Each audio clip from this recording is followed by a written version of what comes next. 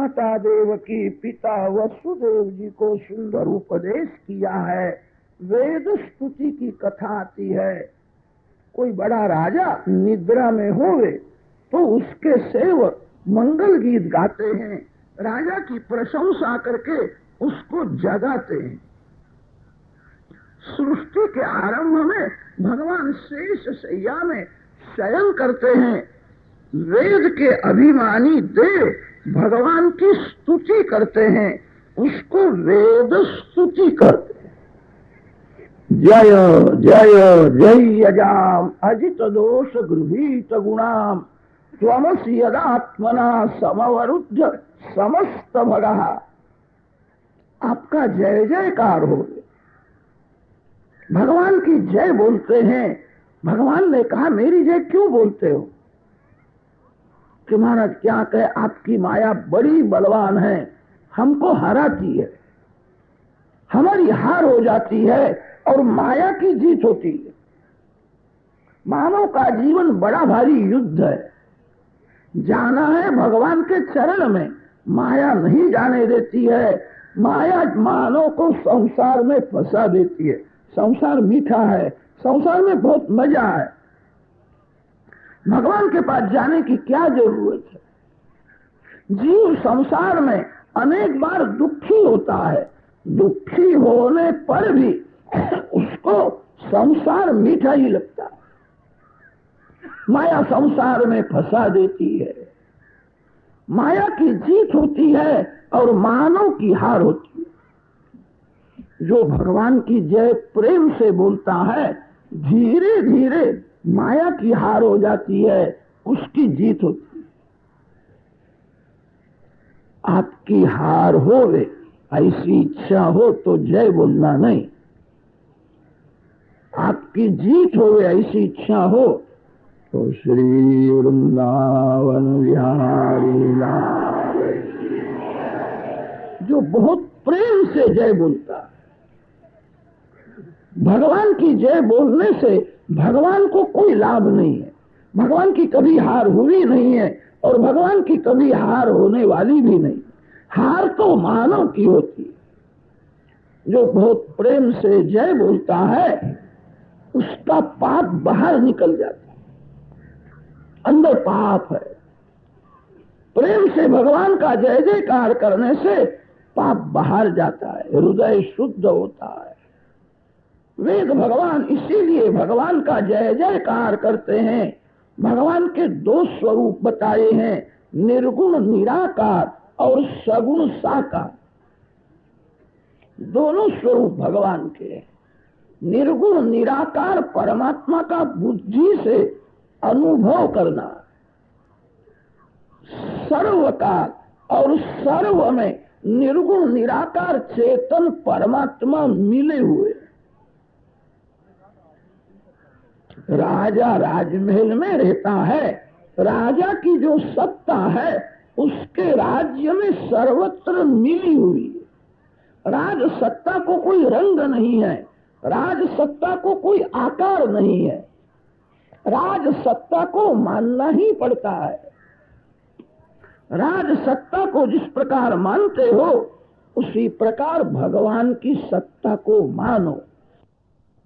आपका मन जहां जाता है वहां भगवान है, आपकी आंख जहां जाती है वहां भगवान है। ऐसा बुद्धि से दर्शन करो। निर्गुण निराकार का दर्शन आंख से नहीं होता, बुद्धि से होता। जो निर्गुण निराकार परमात्मा सर्व में है, सर्वकाल में है, ऐसा दर्शन करता है, उसको पाप करने की जगह मिलती ही नहीं। साधारण मानव जब पाप करता है ऐसा समझता है भगवान मंदिर में बैठे, यहाँ कहाँ है? आप जहां हो वहां भगवान है। ऐसी कोई जगह ही नहीं है जहां भगवान की सत्ता न हो। निर्गुण निराकार का दर्शन आंख से नहीं, बुद्धि से करना।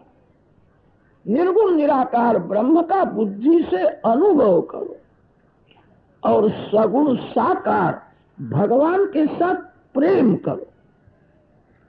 निर्गुण निराकार भगवान अंदर बाहर सर्वत्र है तो भी जीव पाप करता है। निर्गुण निराकार परमात्मा सर्वत्र है तो भी जीव दुखी है। निर्गुण निराकार परमात्मा वासना का विनाश नहीं करते। श्री राम श्री कृष्ण के साथ प्रेम करो। भगवान साकार जो है वे वासना का विनाश करते। निर्गुण निराकार तो निष्क्रिय है। निर्गुण निराकार परमात्मा किसी के ऊपर कृपा नहीं करते। साकार भगवान कृपा करते। साकार भगवान वासना का विनाश करते हैं। संसार में जितने आकार दिखते हैं सभी आकार माया से बने हुए। माया से बने हुए किसी भी आकार के साथ ज्यादा प्रेम करोगे तो मन में विकार ही आएगा। श्री राम श्री कृष्ण का जो स्वरूप है वो माया से बना हुआ नहीं है। भगवान को माया का स्पर्श नहीं है। निज इच्छा निर्मित तनु माया गुण गोपा। भगवान को माया का स्पर्श नहीं है। भगवान माया रहित शुद्ध है। श्री राम श्री कृष्ण के साथ प्रेम करो। साकार भगवान वासना का विनाश करते हैं और निराकार भगवान जो है वो केवल प्रकाश देते। ये फूल की माला है, क्यों दिखता है? आंख से दिखता है। आंख को देखने की शक्ति मन देता है। मन को शक्ति बुद्धि देती है। बुद्धि को प्रकाश निर्गुण निराकार परमात्मा देते। निर्गुण निराकार परमात्मा प्रकाशमय है, वो कुछ भी नहीं करते हैं। निर्गुण निराकार का बुद्धि से अनुभव करना है और साकार भगवान के साथ प्रेम करना है। निर्गुण निराकार सगुण साकार दोनों भगवान के ही स्वरूप है। आजकल कितने लोग निराकार को ही मानते हैं, साकार भगवान को गौण समझने लगे। भूल है। साकार निराकार दोनों का वर्णन वेदों में आता है। वेद भगवान ने कहीं ऐसा कहा नहीं है कि साकार गौण है और निराकार ही मुख्य है। द्वे वाव ब्रह्मणो रूपे मूर्तंच अमूर्तंच, दोनों भगवान के स्वरूप है। दोनों मुख्य है। दोनों की जरूरत है। माता और पिता दो में मुख्य कौन और गौण कौन है? माँ गौण है कि पिता गौण है? अरे दोनों मुख्य है। माँ न होवे तो बालक दुखी होता है और पिता न होवे तो भी दुखी होता है। माता और पिता दोनों मुख्य है। इसमें किसी को गौण मानना अज्ञान है। ज्ञान और भक्ति दोनों मुख्य है। दोनों की जीवन में बहुत जरूरत है।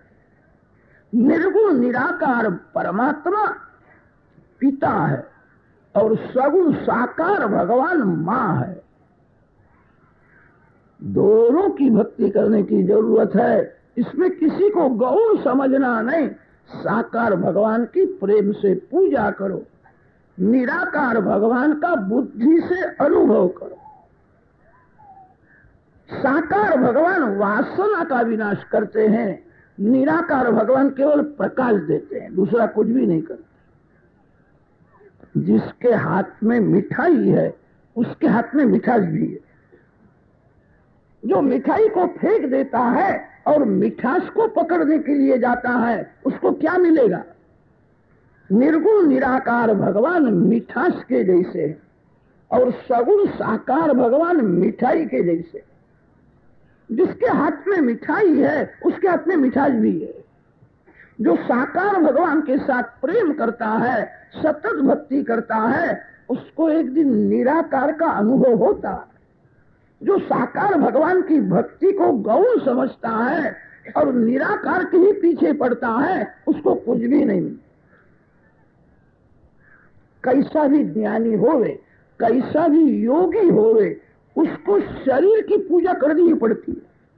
ज्ञानी और योगी देह की पूजा नहीं छोड़ते हैं तो देव की पूजा क्यों छोड़ते हैं? देव पूजा को, भक्ति को गौण समझना अज्ञान है। शरीर की पूजा करनी ही पड़ती है, देव की पूजा कभी छोड़ना नहीं, भगवान का नाम कभी छोड़ना नहीं। भक्ति से ही ज्ञान की प्राप्ति होती है। वेद भगवान ने सगुण निर्गुण दोनों स्वरूपों का वर्णन किया है। समाप्ति में कहा है ज्ञान से भी ध्यान श्रेष्ठ है। ध्यायेदजस्रम हरिम। कितने लोग दिन भर पुस्तक पढ़ते ही रहते हैं, ठीक है, बहुत अच्छा नहीं। बहुत पुस्तक पढ़ने से शब्द ज्ञान बढ़ता है और शब्द ज्ञान बढ़ने से मानव चर्चा करता है, बातें करता है।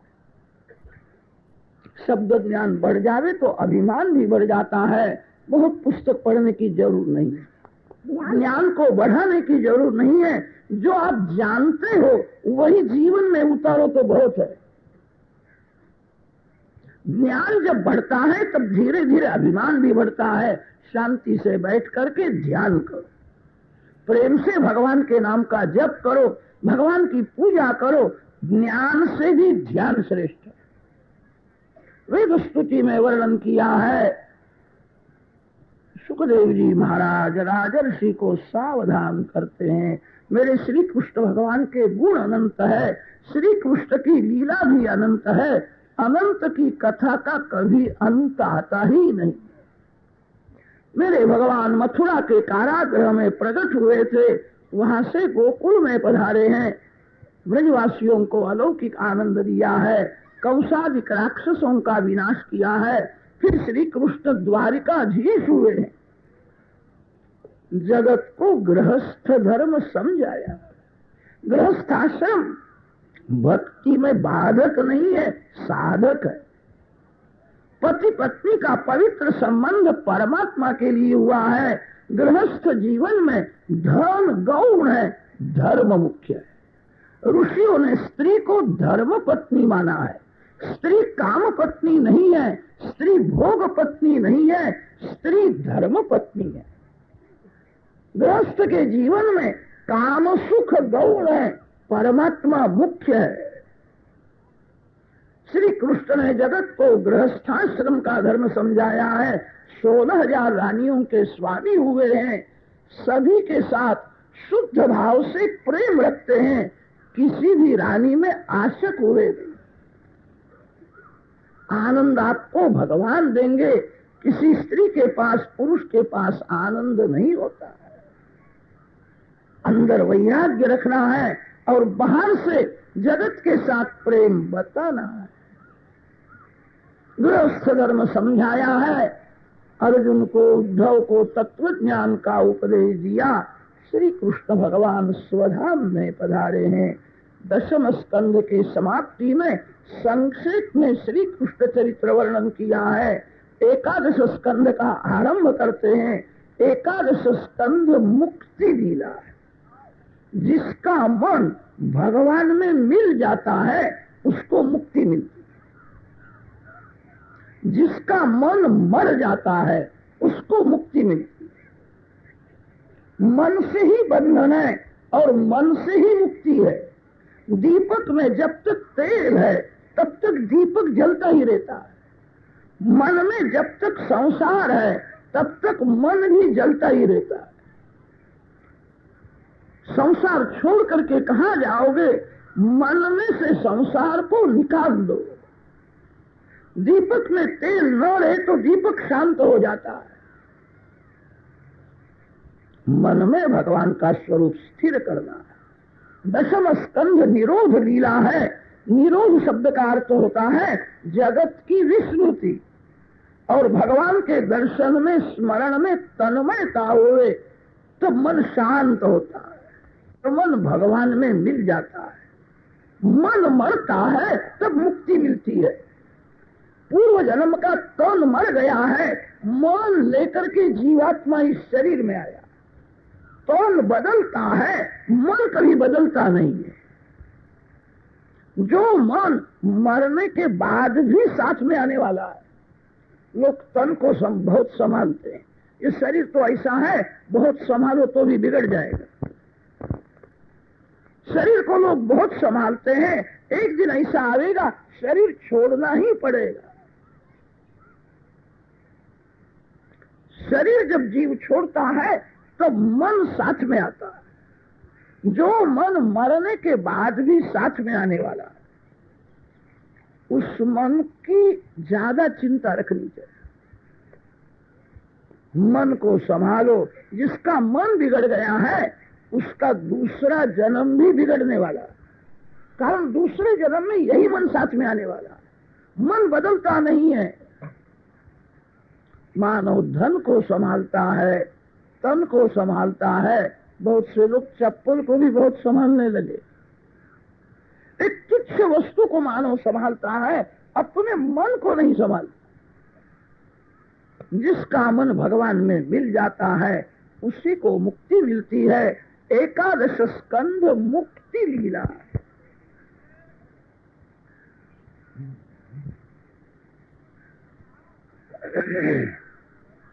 ज्ञान और भक्ति वैराग्य से ही दृढ़ होती है। मानव दुख में भक्ति करता है। मानव को जब बहुत सुख मिलता है भगवान को भूल जाता है। कैसा भी सुख मिले भक्ति छोड़ना नहीं। कैसा भी सुख मिले बहुत राजी होना नहीं। संसार का कोई भी सुख ऐसा नहीं है जो 2-4 मिनट से ज्यादा टिकता हो।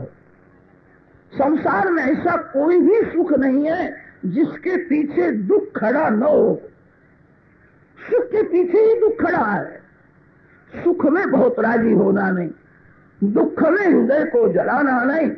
संसार क्षण क्षण में बदलता है। संसार का सभी सुख क्षणिक है। वैराग्य से ही भक्ति दृढ़ होती है। विवेक से वैराग जागृत होता है। भगवान के बिना सबका विनाश होने वाला। जो कुछ दिखता है वो दुख रूप है। वारंवार ऐसा चिंतन करो, परमात्मा के साथ प्रेम करो। अच्छी सुख मिले अच्छा नहीं है। बहुत से लोग ऐसी अपेक्षा रखते हैं मेरे को भगवान सर्व प्रकार का सुख देवे तो मैं भगवान की भक्ति करूंगा। भूल है। सर्व प्रकार का सुख किसी को मिलता नहीं है, मिलने वाला भी नहीं है। जीव जगत में आता है पाप और पुण्य दो लेकर के आता है। कोई जीव ऐसा नहीं है केवल पुण्य लेकर के ही आया हो। सभी जीव पाप और पुण्य दो लेकर के आते हैं। पाप का फल है दुख।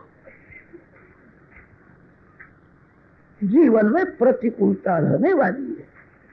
कैसी भी प्रतिकूलता है मैं भक्ति नहीं छोड़ूंगी। एक भाई ने ऐसा सुना था, समुद्र में पूर्णिमा के दिवस में स्नान करने से सभी तीर्थों में स्नान करने का फल मिलता है। समुद्र में गंगा जी है, समुद्र में यमुना जी है, नर्मदा जी है।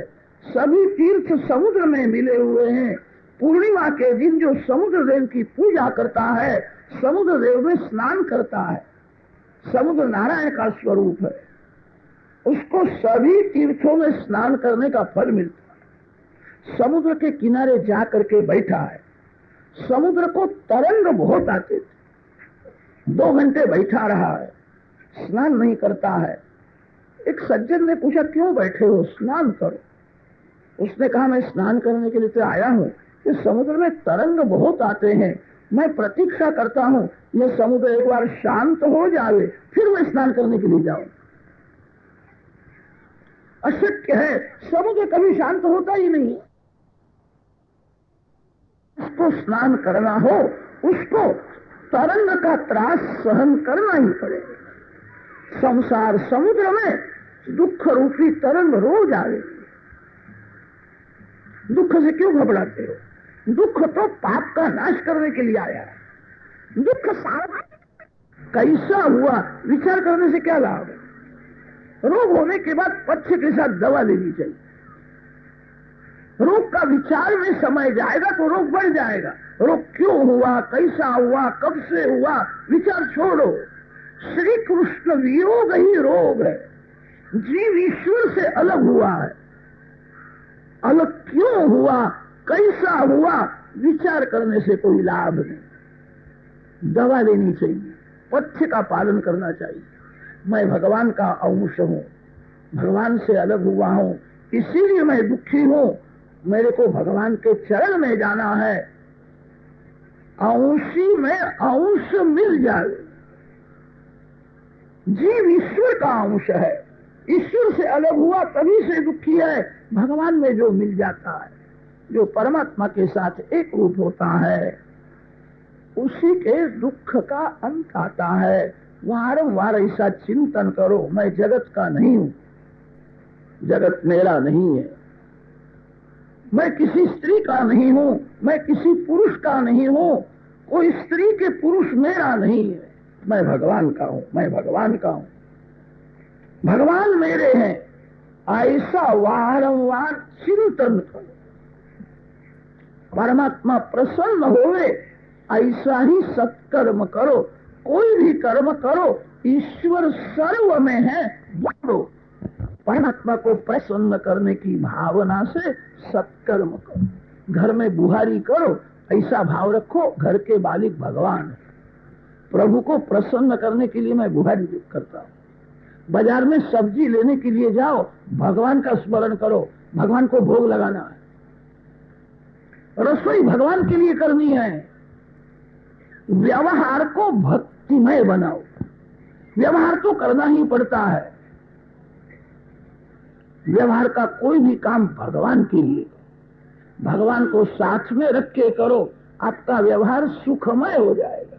व्यवहार में जीव भगवान को भूल जाता है, इसीलिए दुखी होता है। जो भगवान का स्मरण करता है, जो भगवान को साथ में रखता है, उसको भगवान शक्ति देते हैं, बुद्धि देते हैं।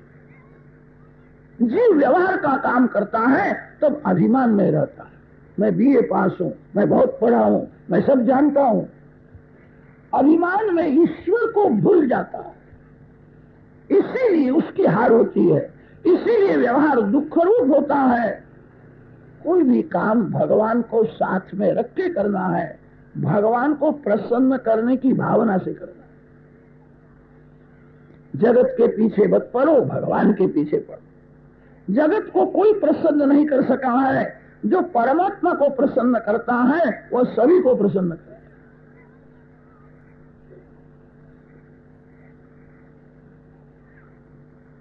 कोई भी काम करो, भगवान सर्व में है, भूलना नहीं। रोज थोड़ा सत्संग करना चाहिए। मानव जन्म से बिगड़ा हुआ नहीं है, संग से बिगड़ा। जब जन्म हुआ तब चाय पीने की आदत नहीं थी, जब जन्म हुआ तब झूठ बोलने की अक्ल नहीं थी, कपट करने की अक्ल नहीं थी। वो बड़ा हुआ, चाय पीने वाले लोगों के संग में आया, उसको भी व्यसन लग गया।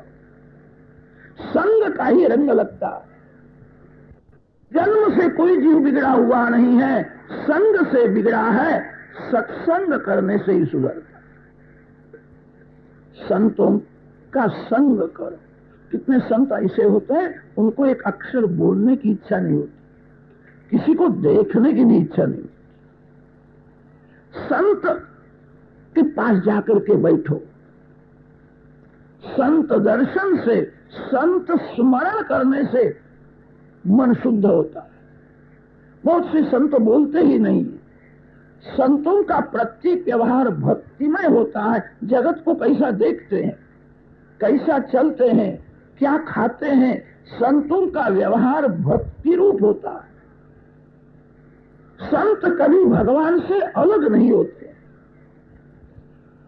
संत व्याख्यान न करे तो भी उपदेश देते। संतों का मौन ही ज्ञान है। गुरोस्तु मौन व्याख्यानम शिष्यास्तु छिन्न संशया। चित्रम वटतरोर्मूले वृद्ध शिष्य गुरु युवा।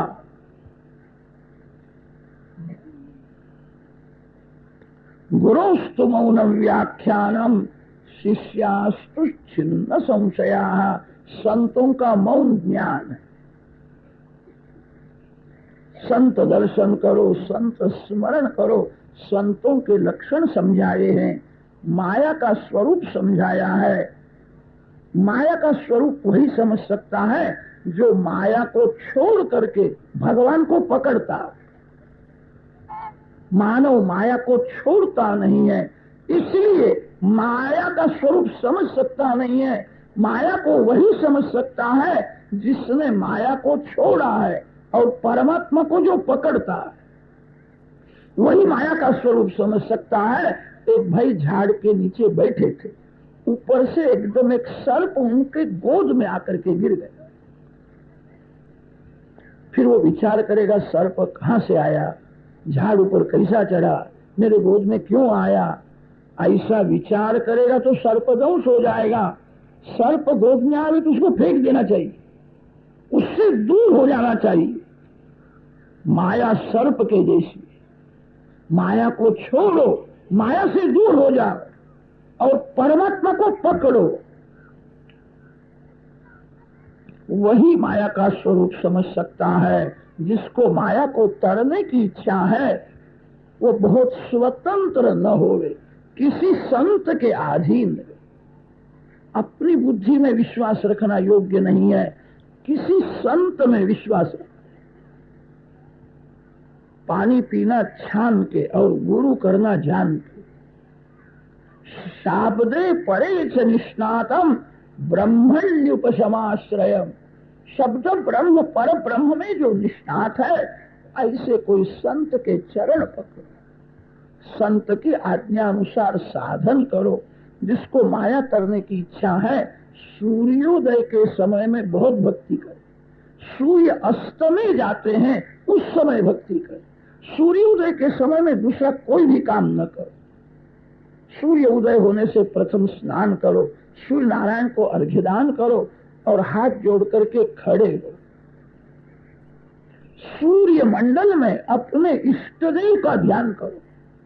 सूर्य मंडल मध्यस्थम रामम सीता समन्वितम। सूर्योदय के समय में दूसरा कोई भी काम नहीं करना चाहिए। सूर्योदय के समय में ध्यान के साथ जप करो। सूर्य नारायण बुद्धि के मालिक है। सूर्य की किरण जब शरीर ऊपर पड़ते हैं रोग मरते हैं। सूर्य किरणों में बुद्धि को सुधारने की शक्ति है। सूर्योदय के समय में भक्ति करो। ब्राह्मण प्रातः संध्या करते थे,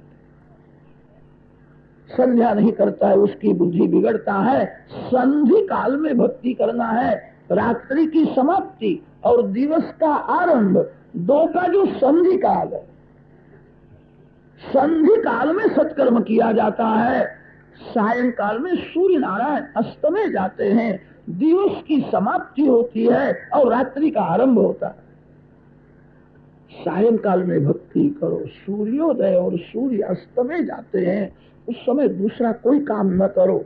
शांति से घर में ध्यान करो, जप करो। सूर्य नारायण जब अस्त में जाते हैं, बाहर घूमना अच्छा नहीं। सायंकाल में जो बाहर घूमता है उसकी बुद्धि बिगड़ती है। शास्त्रों में ऐसा लिखा है, सायंकाल में ही बुद्धि में काम का प्रवेश होता है। काम मारता है रात्रि के समय में, काम बुद्धि में आता है सायंकाल के समय में। सायंकाल में घर में रहो। आजकल के लोग सायंकाल में घूमने के लिए बाहर जाते हैं, बुद्धि बिगड़ जाती है। सौभाग्यवती स्त्री सायंकाल में बाहर जावे नहीं। सौभाग्यवती स्त्री में लक्ष्मी का अंश होता है। सायंकाल में लक्ष्मी नारायण घर में आते हैं।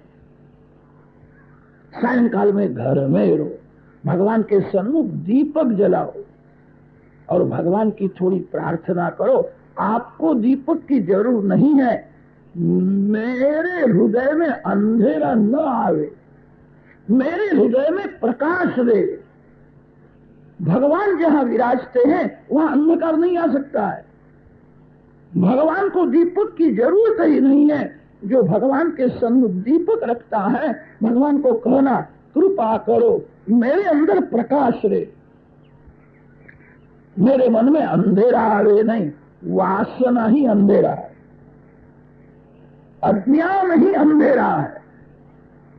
सायंकाल में घर में रहो, भगवान के सन्मुख दीपक रखो, हरे कृष्ण कृष्ण कृष्ण हरे हरे, हरे राम राम राम हरे हरे। ज्यादा नहीं तो 8 घंटा कीर्तन करो। मन से भी बातें नहीं करता है, 24 घंटे में 4-5 घंटे मौन रखो। अपने धर्म में श्रद्धा रखनी चाहिए, दूसरे किसी धर्म की निंदा न करो। श्रद्धाम भागवते शास्त्रे अनिंदाम अन्यत्र चैव। माया को तरने के उपाय बताए हैं, कर्म कर्म विकर्म का स्वरूप समझाया है। वसुदेव जी को नारद जी सावधान करते हैं, बहुत गई अब थोड़ी रही, मृत्यु मस्तक में है। ऐसा सुना है जिसको फांसी की सजा होने वाली होती है उसको 2-3 घंटे पहले पूछा जाता है मिठाई खाना है, किसी को मिलना है। जो जानता है 2 घंटे के बाद मेरे को फांसी की सजा होने वाली है, मैं मरने वाला हूं, उसको कोई अच्छी मिठाई दे खाने की इच्छा ही नहीं होती, वो अंदर से घबराया हुआ रहता है। मृत्यु मस्तक में है, याद रखो, पाप छूट जाएगा। साधारण मानव पाप करता है, ऐसा समझता है मैं मरने वाला नहीं, मेरे को कोई सजा करने वाला नहीं है। मृत्यु मस्तक में है, मरण का निवारण अशक्य है। बहुत से लोग तो ऐसा समझते हैं तक्षक नाग परीक्षित राजा को ही काटने के लिए गया था। तक्षक नाग किसी को छोड़ता नहीं है, सभी को काटने के लिए आता है। तक्षक नाग काल का स्वरूप है, 7वें दिन में सभी को काटने के लिए आने वाला है। वार 7 ही होते हैं, 8वां कोई वार ही नहीं। रविवार, सोमवार, मंगलवार, बुधवार, गुरुवार, शुक्रवार और शनिवार, 7 वार में मेरे लिए भी किसी वार का निर्णय हुआ है। तक्षक नाग आने वाला है, तक्षक काटने वाला है। काल तक्षक किसी को भी नहीं छोड़ता है। मरण का निवारण अशक्य है, मरण का स्मरण रखो, मरना ही पड़ेगा। कोई पाप करके पैसा कमाता हो और सुख भोगता हो, ठीक है, अंतकाल में अति दुखी होगा। अंतकाले महादुखम तस्मात् जागृहि जागृहि। वसुदेव जी को नारद जी ने सावधान किया है, अब समय हो गया है, अब सावधान होकर के सतत भक्ति करो। ब्रह्मादि देव द्वारका में आए थे, भगवान को कहा है अब स्वधाम में पधारो। भगवान अब स्वधाम में जाने वाले हैं। उद्धव जी ने वंदन करके कहा है मेरे को साथ में ले। उद्धव तू मेरे साथ में आया नहीं, मैं तेरे को साथ में कैसा ले जाऊं? अकेला जीव आता है, अकेला जीव जाता है। उद्धव मैंने तेरे ऊपर कृपा की है, अब तू ही तेरे ऊपर कृपा कर। उद्धव तू ऐसा निश्चय कर, किसी के पेट में जाना नहीं है, अब पति होना नहीं है और किसी की पत्नी भी होना नहीं।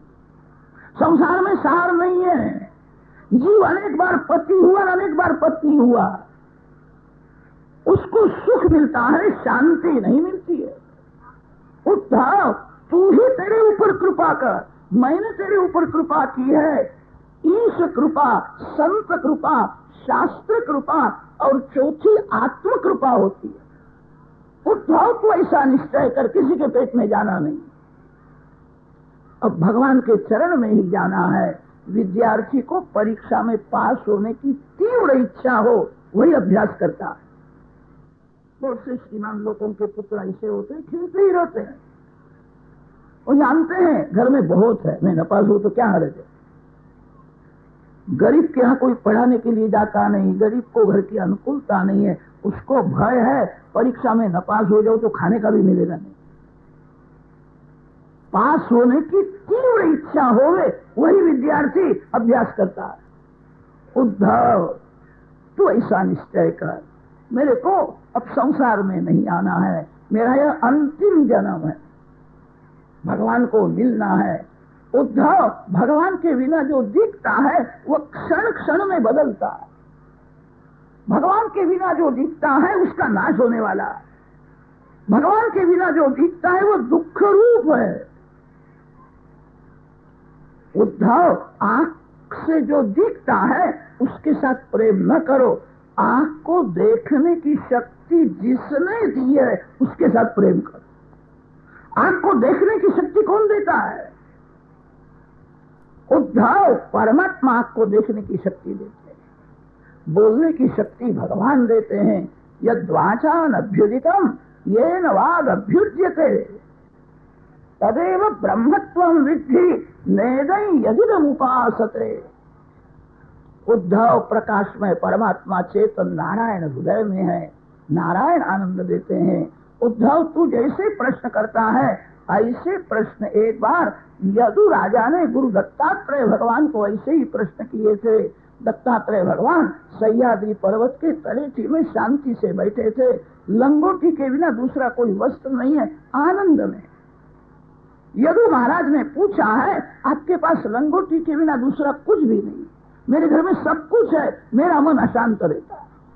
आपके पास कुछ भी नहीं, आप आनंद में हो, इसका क्या कारण है?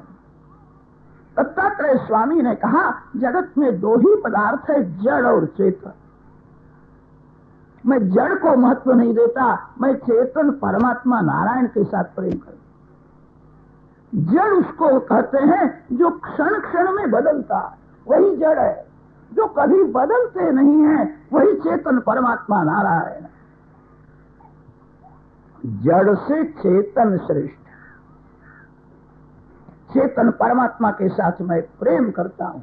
जहां कोई भी सद्गुण मेरे को देखने में आता है, उस सद्गुण के लिए उसको मैं गुरु मानता हूं। पृथ्वी को मैंने गुरु माना है। पृथ्वी ने मेरे को बोध दिया है, कम खा और गम खा। जो गम खाता है उसके ऊपर भगवान कृपा करते, सहन करो। पृथ्वी माता बहुत सहन करती है, लोग खड्डा खोदते हैं। कभी कभी मानव क्रोध में पृथ्वी के ऊपर अपना पांव भी पटकता है। क्रोध आया, मानव क्रोध में पृथ्वी माता का अनादर करता है। पृथ्वी माता को कभी क्रोध नहीं आता। कदाच धरती माँ को क्रोध आ जावे तो क्या होगा? अरे धरती माता को क्रोध आवे तो सभी का अच्युतम केशवम हो जाए, सभी का विनाश होगा। धरती माँ सहन करती है। मन को शांत रखना हो, सहन करो। जो अति सहन करता है उसी को साधु कर। मन को शांत रखो, सहन करो, आपके ऊपर भगवान कृपा करेंगे। जो सहन करता है उसके साथ भगवान रहते हैं। उद्धव, दत्तात्रेय स्वामी ने यदु राजा को कहा, मैंने जल को गुरु माना है, मैंने अपना स्वभाव बर्फ के जैसा ठंडा रखा, जल के जैसा मैंने स्वभाव मधुर रखा है। अग्नि को गुरु माना है, अग्नि में कदाच विष्ठा पड़ती है, अग्निदेव विष्ठा को भी जलाते हैं। मैं किसी का पाप सुनता नहीं, मैं किसी का पाप देखता नहीं, कदाच सुनने में आवे तो मन में रखता नहीं। दूसरे के पाप को विवेक अग्नि में जला दो। दूसरे का पाप कभी मन में रखना नहीं। मैंने वायुदेव को गुरु माना है। वायुदेव अत्तर की दुकान में से जाते हैं, सुगंध नहीं लेते। जहाँ कचरा पड़ा है वहां से वायुदेव जाते हैं, दुर्गंध नहीं लेते हैं। सुगंध और दुर्गंध दोनों को छोड़ करके वायु भगवान जगत में भ्रमण करते। मान और अपमान, निंदा और स्तुति दोनों को छोड़ दो। जगत मिथ्या है तो जगत में कोई मान मिले वो मान मिथ्या है। अंतकाल में मान पत्र साथ में नहीं आते हैं। मान और अपमान दोनों धूल है। वायुदेव सुगंध दुर्गंध दोनों को छोड़ करके घूमते। मान अपमान निंदा स्तुति दोनों को मैंने छोड़ दिया। मैं अपने स्वरूप में स्थिर रहता हूं। मैंने एक कीड़े को गुरु माना है। भंवरा कीड़े को पकड़ करके अपने घर में रखता है, उसको मारता नहीं है, बार बार काटता है। तो भंवरे के घर में जो कीड़ा है वो भंवरे का चिंतन करता, आवेगा मेरे को काटेगा, आवेगा मेरे को काटेगा। 6 महीने तक सतत भंवरे का चिंतन करने से वो कीड़ा ही भंवरा हो जाता है। मैंने निश्चय किया है कीड़ा भंवरा हो जाता है। परमात्मा का जो सतत ध्यान करेगा, स्मरण करेगा, वो भगवान के चरण में जावे तो क्या आश्चर्य है। मेरे एक दो गुरु नहीं है, अनेक गुरु है। उद्धव मन काम सुख का स्मरण करे, संसार के संकल्प करे तो मन बंधन करता है। मन काम त्याग करे और परमात्मा का ध्यान स्मरण करे तो मुक्ति मिलती है। चाबी से लोग ताले को बंद करते हैं, जिस चाबी से बंद करते हैं उसी चाबी से उसको खोलते हैं। बंद करना और खोलना दोनों विरुद्ध क्रिया एक ही चाबी से होती है। उद्धव मन से ही बंधन है और मन से ही मुक्ति है। उद्धव तेरे मन को संभालना है। उद्धव तेरा मन तेरे को ही दिखता है, दूसरे किसी को तेरा मन नहीं दिखता है। उद्धव अपने मन को समझाना।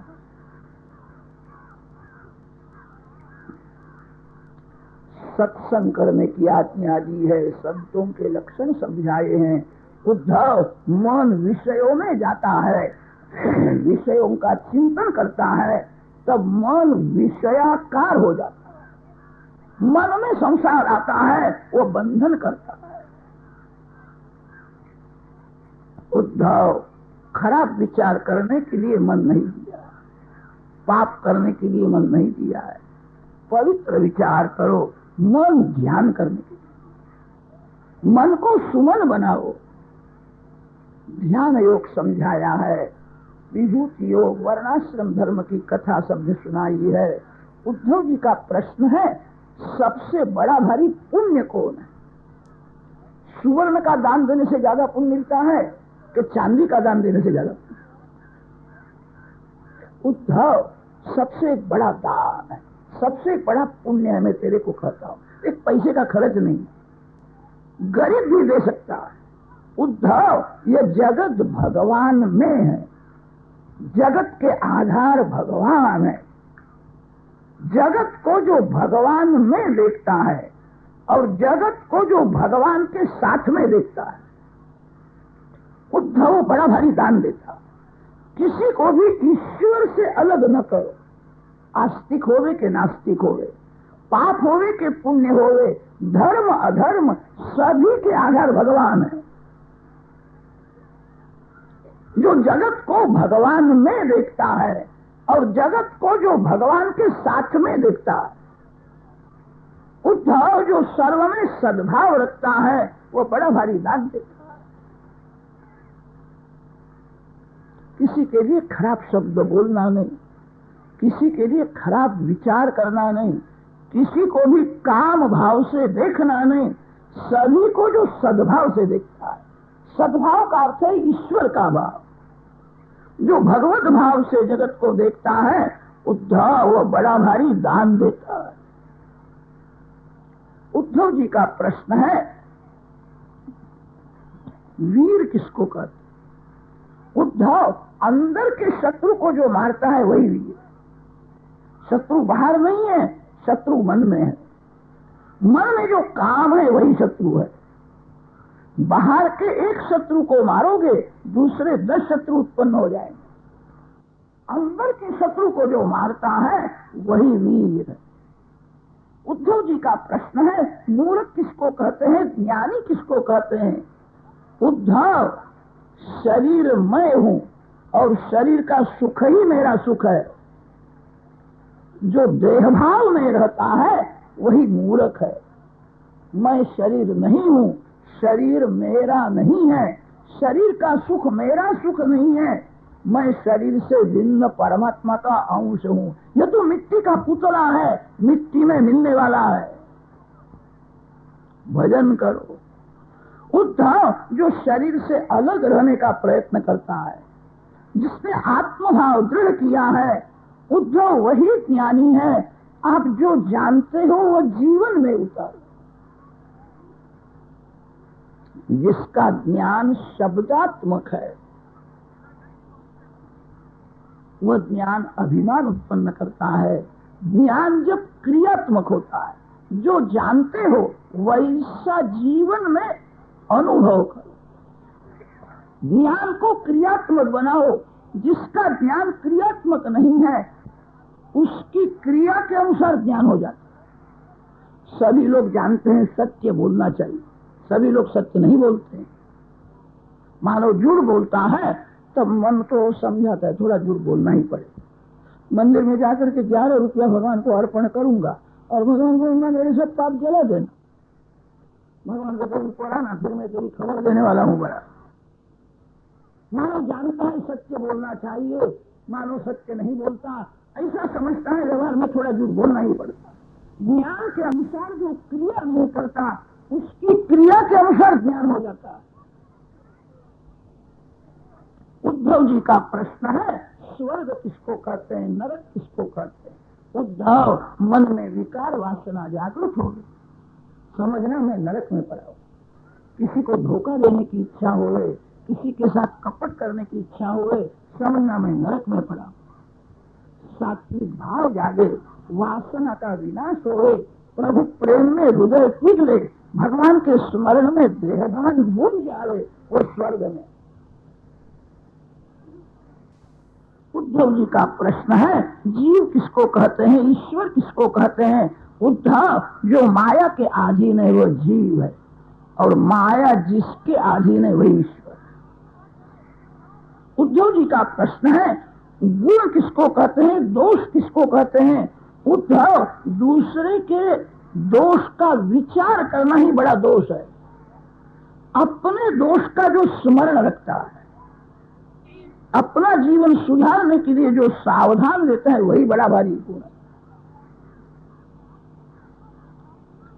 उद्धव जी को आज्ञा की है उद्धव जगत के पीछे पड़ना नहीं। जगत को कोई भी प्रसन्न नहीं कर सकता है। तेरी कोई निंदा करे वह सहन कर, तू किसी की निंदा करना नहीं। उद्धव, किसी की ज्यादा प्रशंसा करने से निंदा हो जाती। जगत को देखना है, जगत को पहचानना है, बोलना नहीं है। सूर्य नारायण सभी को देखते हैं। भागवत की कथा कौन सुनता है उसको देखते हैं। सूर्य नारायण प्रशंसा नहीं करते कि ये सज्जन, चप्पल उठा करके ले जाता है उसको भी सूर्य नारायण देखते हैं। सूर्य नारायण कभी बोलते नहीं ये चोर है। जगत को पहचानना है। जगत की निंदा करना पाप है। किसी स्त्री की, पुरुष की प्रशंसा करना भी पाप है। किसी स्त्री का वर्णन न करो, किसी पुरुष का वर्णन न करो। उद्धव, वर्णन परमात्मा का करो, निंदा सहन करो। भिक्षु गीता का प्रसंग सुना समझाया है। अनुलोम प्रतिलोम विधि से जगत की उत्पत्ति कैसी होती है वह तत्व समझाया है। उद्धव, बहुत दिन सत्संग करने से धीरे धीरे जीवन सुधरता है। थोड़ा समय कुसंग करने से जीवन जल्दी बिगड़ जाता। उद्धव, सत्संग तो भगवान देते हैं, कुसंग से बचना तेरे हाथ में। अति कामी का संग ही कुसंग है। उद्धव, जिसको पाप का भय नहीं लगता है, नास्तिक का संग ही कुसंग है। जिसका भगवान में प्रेम नहीं है, ऐसे दुर्जन का संग ही कुसंग है। उद्धव, सत्संग भले न मिले, कुसंग से दूर रहो। अयु राजा की बुद्धि कुसंग से बिगड़ गई थी। सत्संग का महिमा समझाया है, सेवा पूजा की विधि समझाते हैं। समाप्ति में उद्धव जी को समझाया है, उद्धव, तेरा धन मैं नहीं मांगता, धन घर के लोगों को दो, धन समाज को दो। उद्धव, तेरा मन मेरे को ही दे दो। मन देने लायक कोई स्त्री नहीं है, मन देने लायक कोई पुरुष नहीं है। किसी मानव को मन देना नहीं। मानव आपका मन मांगता भी नहीं है, मानव धन मांगता है, मानव तन मांगता है। किसी भी मानव को मन देने की क्या जरूरत है। उद्धव, तू किसी को भी मन देगा तेरा मन बिगड़ जाएगा। कोई मानव मन देने लायक नहीं है, मन परमात्मा को ही देना है। मय्यर्पित मनश्चित्तः मद धर्मात्म मनोरथि। उद्धव, सर्वांतर्यामी नारायण को शरण में जाओ। थोड़े समय में ये द्वारका समुद्र में डूब जाने वाली।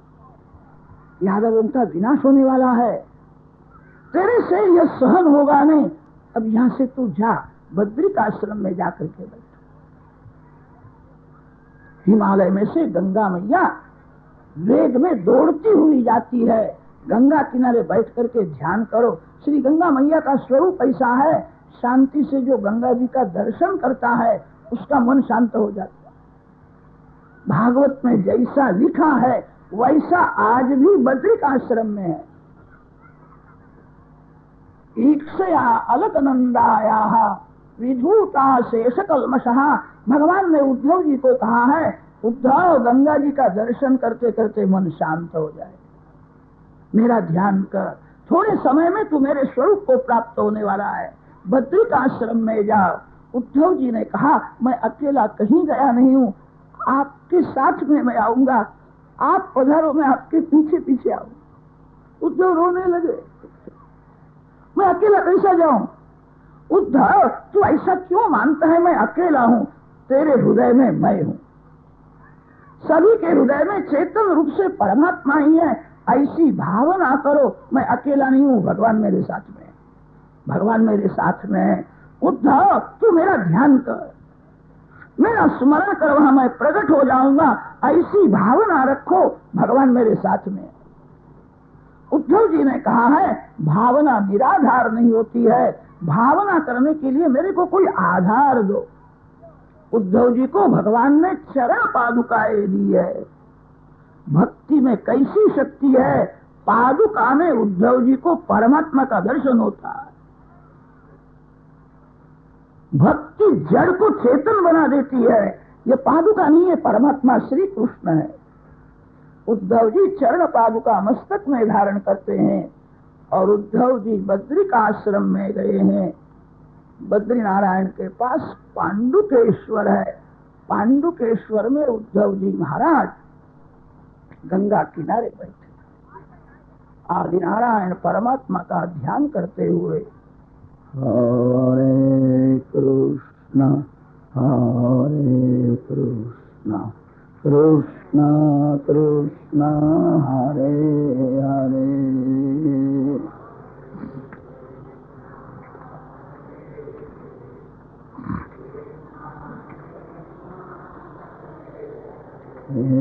हरे राम राम राम हरे हरे।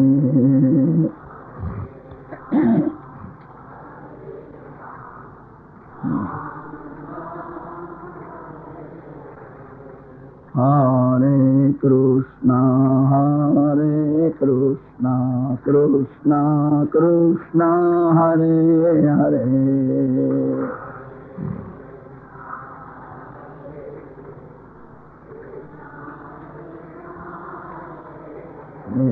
हरे राम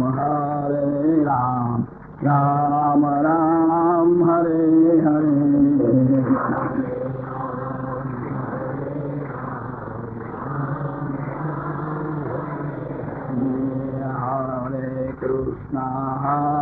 कृष्ण कृष्ण कृष्ण हरे हरे।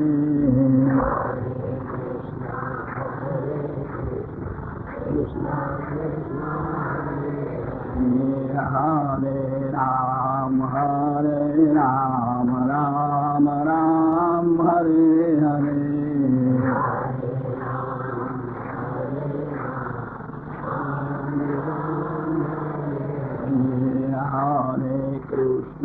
हरे कृष्ण कृष्ण कृष्ण हरे हरे।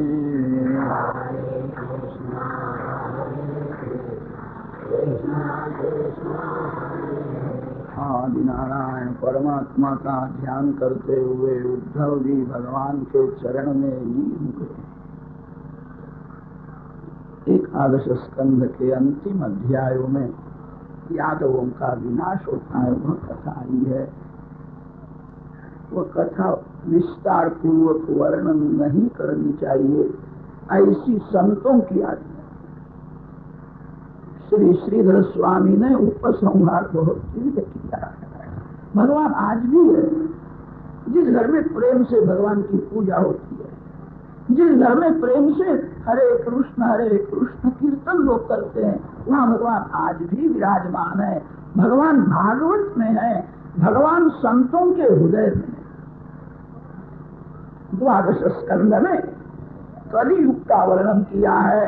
सुखदेव जी महाराज परीक्षित राजा को सावधान करते हैं, राजन आज का अंतिम दिवस है, तक्षकनाग आने की तैयारी हुई है, समय हुआ। तक्षक शरीर को काटता है, आत्मा को काटता नहीं। अब आत्म स्वरूप में नारायण का दर्शन कर। शरीर को तक्षक काटेगा, तेरे को खबर पड़ेगी नहीं। परीक्षित राजा को सावधान किया है, समय तो हुआ है, मैं बैठा हूं, तब तक तक्षकनाग नहीं आवेगा।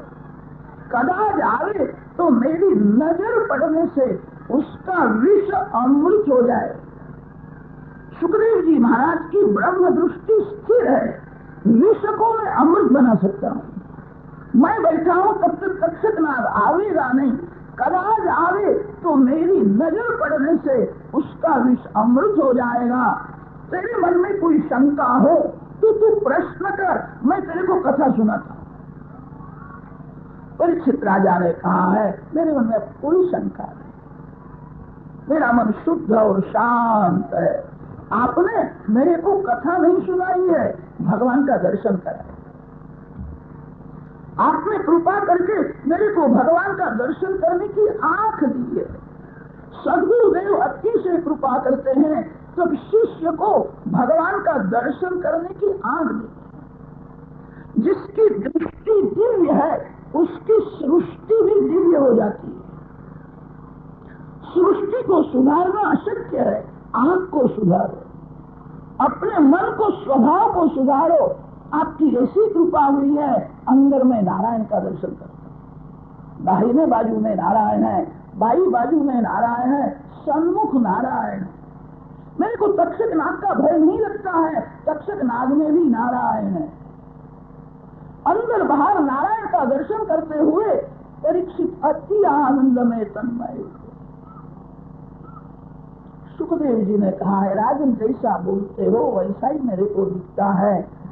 हम साथ में बैठे, मेरी कथा तू बहुत प्रेम से सुनता था, मेरे श्री कृष्ण का दर्शन करता हुआ मैं बोलता, बहुत सावधान होकर के एकाग्र चित्त से तू मेरी कथा सुनता था, इसलिए जगत को भूल करके भगवान में तन्मय होकर के मैं कथा, मैं तेरे उपकार मानता हूँ।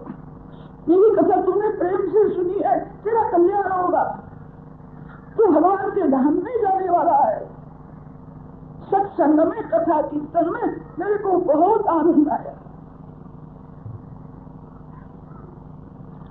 इस शरीर को तक्षकनाग दंश करेगा, यह प्रसन्न, मतलब मेरे को देखना नहीं, मैं देख सकता नहीं, मेरा काम हो गया है, मैं उड़ जाता हूँ, मेरे को रजा दे, आगे का प्रसन्न मेरे को देखना नहीं। तू तो भगवान के धाम में जाने वाला। परीक्षित राजा ने वंदन करके कहा है, आप महान पुरुष हो, आपको कौन रजा दे सकता है, आपने बहुत कृपा की है, मेरा मन शांत है, शुद्ध है, मैं अति आनंद में हूँ, मन में थोड़ी भावना है, मेरे गुरुदेव की पूजा करने की इच्छा, मैं आपकी पूजा करूंगा, फिर आपको जो योग्य लगे वैसा। परीक्षित राजा ने समाप्ति में सुखदेव जी महाराज की पूजा की है, सुखदेव जी महाराज के चरण में साष्टांग प्रणाम किया। मैं शरण में आया हूँ, मैं अंतिम वंदन करता हूँ, कृपा करो। गुरुदेव महान सिद्ध थे, शिष्य बहुत लायक था। चरण में जहाँ साष्टांग वंदन करता है, सुखदेव जी को दया आई है, राजा के मस्तक ऊपर हाथ, जिसका मन श्री कृष्ण का ध्यान करने से श्री कृष्णाकार हो गया, जिसके रोम रोम में से राम नाम का जप हुआ है, ऐसे ब्रह्मनिष्ठ सद्गुरु जिसको स्पर्श करते हैं उसी क्षण परमात्मा का दर्शन करा दे। राजा के मस्तक ऊपर हाथ रखा है, उसी समय श्री वृंदावन शत्रुंजय नारायण का प्रत्यक्ष दर्शन कराया है, राजा को कृतार्थ किया है। सुखदेव जी महाराज उठते हैं, बड़े बड़े ऋषि उनकी कथा सुनने के लिए बैठे। सुखदेव जी महाराज कथा करते हैं, उस समय उनके पूज्य पिता व्यास महर्षि भी कथा सुनने के लिए बैठे। मेरा पुत्र है, मेरे को ऐसा लगता है मेरे से श्रेष्ठ है, कैसी सुंदर कथा। उसका ज्ञान, वैराग्य, प्रेम रक्षणा, भक्ति अलौकिक है। व्यास नारद जी जैसे संत खड़े हुए हैं, सभी ऋषियों ने सुखदेव जी को वंदन करके श्री सुखदेव जय जयकार किया है। सूत जी वर्णन करते हैं, मैं वहीं बैठा था। सुखदेव जी महाराज कहाँ गए, कैसे गए, किसी ने भी देखा नहीं, अदृश्य हुए हैं। समाप्ति में श्री गंगा माता को परीक्षित राजा ने साष्टांग प्रणाम किया है, गंगा जी में स्नान किया है, गंगा किनारे पवित्र दर्भासन में सुखदेव जी की आज्ञा अनुसार परीक्षित नारायण का ध्यान किया। गुरुदेव ने ऐसा समझाया था। आज नारायण परमात्मा का ध्यान करते हुए ऐसे तन्मय हुए। सूत जी शौनक आदि ऋषियों को यही कथा नैमिषारण्य में सुना। मैं वहीं बैठा था, मैंने प्रत्यक्ष देखा है, राजा के शरीर में से दिव्य तेज निकला, व्यापक ब्रह्म स्वरूप में लीन हो गया। मैंने प्रत्यक्ष दर्शन किया है। परीक्षित तो विमान में बैठ करके वैकुंठ धाम में जाने के बाद शरीर को तक्षक का दंश हो, तक्षक के विषाग्नि में शरीर जलने लगा है। देव गंधर्व पुष्प वृष्टि करते हुए जय जयकार करते हैं। धन्य है भागवती कथा को, धन्य है सुखदेव जी महाराज को, धन्य है राजा परीक्षित को। काल तक्षक काटने से प्रथम ही जो भगवान के धाम में गंगा किनारे मेरे सदगुरु श्री सुखदेव जी महाराज के मुख से मैंने जो कथा सुनी थी, वो कथा यथावती आपको मैंने सुना। इस कथा में जो दिव्य तत्व है वो तो सदगुरुदेव का प्रसाद। इस कथा में अनेक प्रभाव हुए हैं, सभी मेरे हैं। आप सभी के चरण में वारंवार वंदन। मेरे श्री कृष्ण ही अनेक रूप से मेरे को दर्शन देते, वारंवार वंदन करके क्षमा मांगते हैं। संत कभी सत्कर्म की समाप्ति नहीं करते। जिस दिन जिस शरीर की समाप्ति, उस दिन भले सत्कर्म की समाप्ति हो। भक्ति की समाप्ति न करो। कथा सुनने के बाद हो सके तो भोग की समाप्ति करो। अब कोई सुख भोगना नहीं है। अब मेरा जीवन केवल भगवान के लिए है। महापुरुष कभी भक्ति की समाप्ति नहीं करते। जिस दिन इस शरीर की समाप्ति, उस दिन भले भक्ति की समाप्ति। जीवन में अंतिम श्वास तक नारायण का ध्यान करें। ये नमः मंत्र 3 बार हम जोर से बोलेंगे। जानते अजानते जो कुछ प्रमाद भूल हुई हो भगवान क्षमा करेंगे। यह ज्ञान यज्ञ परिपूर्ण सफल होगा। बाल कृष्णलाल सभी जीवों का कल्याण करें। हराये हराये हराये यन्माद्यस्य यतोऽन्वयादितरतः चार्थेष्वभिज्ञस्वराट् तेने ब्रह्महृदाय आदिकवये मुह्यन्ति यत्सूरयः तेजो वारिमृगां यथा विनिमयो यत्र त्रिसर्गो मृषा धाम्ना स्वेन सदा निरस्तकुहकं सत्यं परं धीमहि।